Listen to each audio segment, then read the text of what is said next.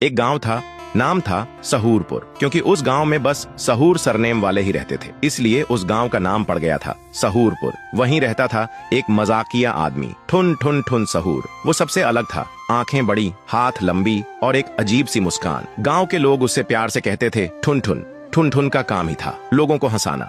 एक दिन गांव में मेला लगा। मेले में सब आए थे, बड़े झूले, बच्चों के झूले, चूरन, पॉपकॉर्न, सब। ठुन ठुन भी बड़े आराम से मेला घूम रहा था। तभी उसकी नजर पड़ती है एक बोर्ड पे, बोलने वाला मुर्गा, सिर्फ 10 रुपए में। ठुन ठुन सोचता है, अरे भाई, अगर 10 रुपये में बोलने वाला मुर्गा मिल गया तो कल से मैं तो मिनिस्टर बन जाऊंगा रे। फिर वो बोर्ड वाले को 10 रुपये देता है और बोलता है, भैया एक बोलने वाला मुर्गा देना। बोर्ड वाला एक पुराना सा मुर्गा उसे थमा देता है, जो देखने में थोड़ा दुखी सा लग रहा था, जैसे उसकी गर्लफ्रेंड छोड़ गई हो। ठुन ठुन मुर्गा को घर ले आता है और बोलता है, चल रे अब बोल, अब देखता हूँ तू क्या बोलता है। मुर्गा मुंह खोलता है, जमींदार हरामखोर है। ठुन ठुन सुनते ही चिल्ला पड़ता है, ओए ये तो सच्ची में बोलता है रे। मुर्गा फिर बोलता है, और गांव के सरपंच ने स्कूल का पैसा चुराया है। ठुन ठुन सोचता है, अरे भाई, ये मुर्गा तो पूरा न्यूज चैनल निकला। अगले दिन ठुन ठुन रोड के किनारे पे चिल्ला चिल्ला के बोल रहा था, सच बोलने वाला मुर्गा, सच सुनना है तो बस 2 रुपए का टिकट लो। थोड़ी देर में लोगों का भीड़ लग जाता है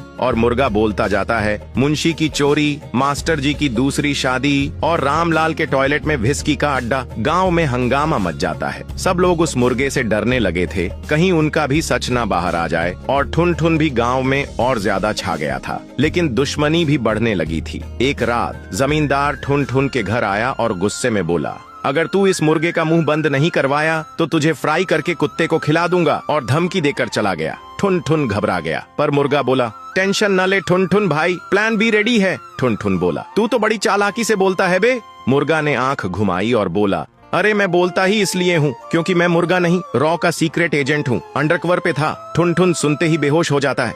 फिर अगले दिन रॉ वाले आए और मुर्गे को हेलीकॉप्टर में बिठा के ले गए, और ठुन ठुन गांव के बीच में अकेले बैठा था, एक नोट के साथ। नोट पे लिखा था, थैंक यू ठुन ठुन, देश के लिए काम आया, लेकिन तेरे लिए एक असली मुर्गा छोड़ के जा रहा हूँ, वो सिर्फ कुकड़ूकू बोलेगा। तो दोस्तों, अगर आपको भी ठुन ठुन की तरह कभी जिंदगी में बोलता मुर्गा मिला हो तो कमेंट करो कुकड़ूकू।